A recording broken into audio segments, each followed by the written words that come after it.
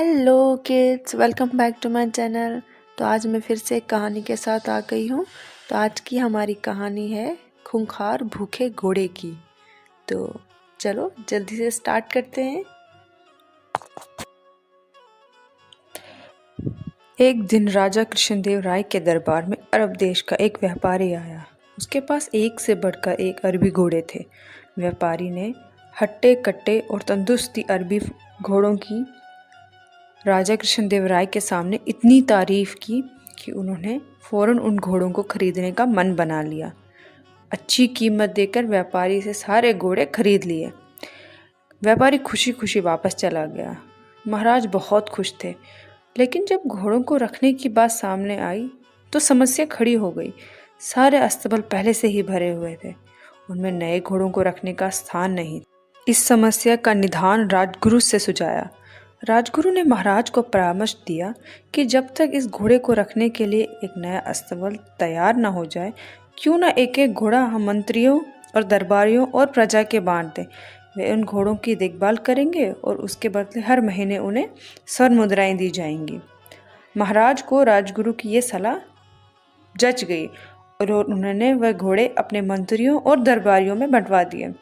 जो घोड़े बचे वो प्रजा में बांट दिए गए। महाराज का आदेश था, इसलिए सब लोग चुपचाप घोड़े लेकर अपने अपने घर चले गए।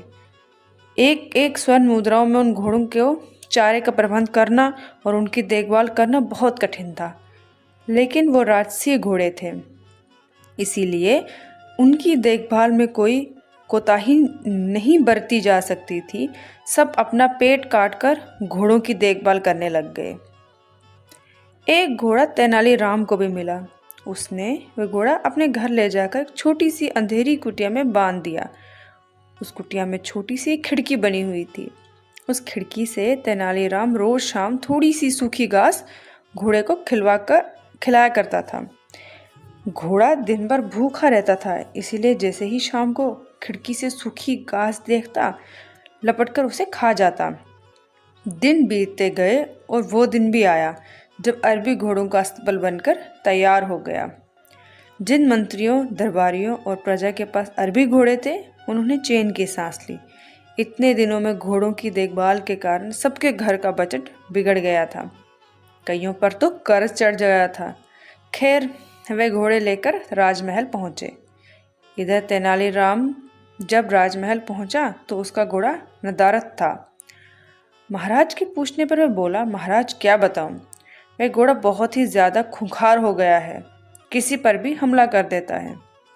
मुझसे तो इतना साहस नहीं था कि उसके अस्तबल में घुस पाऊं, इसलिए मैं उसे नहीं ले पाया। महाराज कुछ कहते, इससे पहले राजगुरु बोल उठे, महाराज, तेनालीराम की बात पर विश्वास नहीं किया जा सकता। अवश्य ही घोड़ा सही सलामत नहीं है, इसीलिए तेनालीराम बहाना कर रहा है। हमें वहां जाकर वास्तविकता का पता लगाना चाहिए। महाराज ने राजगुरु को कुछ सैनिकों के साथ तेनालीराम के घर जाकर घोड़ों को लाने का आदेश दे दिया। राजगुरु सैनिक लेकर तेनालीराम के घर पहुंच गए। साथ में तेनालीराम भी था। तेनालीराम ने उसे वह कुटिया दिखाई जहां घोड़ा बंधा हुआ था। राजगुरु जब कुटिया के पास पहुंचे तो तेनालीराम बोला, राजगुरु जी संभल के, घोड़ा सच में बहुत खूंखार हो गया है। आप पहले खिड़की से उसका मुआवना कर लीजिए। राजगुरु ने भी सोचा कि पहले खिड़की से ही मुआवना कर लेता उचित होगा। वह अपना मुंह खिड़की के पास ले गया। दिन भर से घोड़े ने कुछ खाया नहीं था। तेनालीराम शाम के समय ही उसे सूखी घास कर देता था, इसीलिए जैसे ही राजगुरु खिड़की के पास अपना मुंह लेकर गए, उनकी दाढ़ी को सूखी घास समझकर घोड़े ने मुंह में दबा लिया और खींचने लगा। राजगुरु दर्द से चीख पड़े। ये देख तेनालीराम बोला, मैंने कहा था ना राजगुरु जी कि घोड़ा बहुत खूंखार हो गया है। राजगुरु क्या कहते, बस दर्द से चीखते रहे और अपनी दाढ़ी छुड़ाने का प्रयास करते रहे, किंतु भूखा घोड़ा भी दाढ़ी छोड़ने तैयार नहीं था। आखिरकार सैनिकों द्वारा तलवार से दाढ़ी काटकर अलग कर दी गई। तब राजगुरु की जान छूटी। उसके बाद राजगुरु ने सैनिकों को आदेश दिया कि वे घोड़े को पकड़कर राजमहल ले चलें। घोड़े को राजमहल में महाराज के सामने ले जाया गया।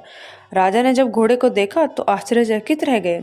इतने महीने ढंग से कुछ खाने पीने को ना दिए जाने के कारण उसका शरीर सूख गया था और वह एकदम मरियल दिख रहा था। अपने घोड़े की यह हालत देखकर महाराज बहुत क्रोधित हुए और तेनालीराम से बोले, ये क्या हालत कर दी तुमने घोड़े की? तेनालीराम बोला, महाराज, एक सन मुद्रा में है, इससे जितना दाना पानी दे सकता था उतना मैंने दिया। बाकी लोग आपके डर से अपना पेट काट काट कर घोड़े की देखभाल कर रहे। वे आगे कहता गया, महाराज, राज्य के राजा का धर्म प्रजा की देखभाल करना है, ना कि उसे अतिरिक्त बोझ डालना। इन घोड़ों की देखभाल करते करते और इनके बलवान व तंदुरुस्त बनाए रखने में आपकी प्रजा दुर्बल हो गई है। आप ही बताइए महाराज, क्या ये उचित है? महाराज को तेनालीराम की बात समझ आ गई और उन्हें अपनी भूल का एहसास हो गया। अपनी इस भूल के लिए उन्होंने सबसे क्षमा मांगी और इन महीनों में हुए खर्चों की भरपाई भी कर दी। तो इस कहानी से हमें क्या सीख मिली? इस कहानी से हमें यह सीख मिलती है कि अच्छी तरह सोच विचार कर ही किसी निर्णय पर पहुंचना चाहिए। Thank you for watching my video. Please subscribe my channel for coming video.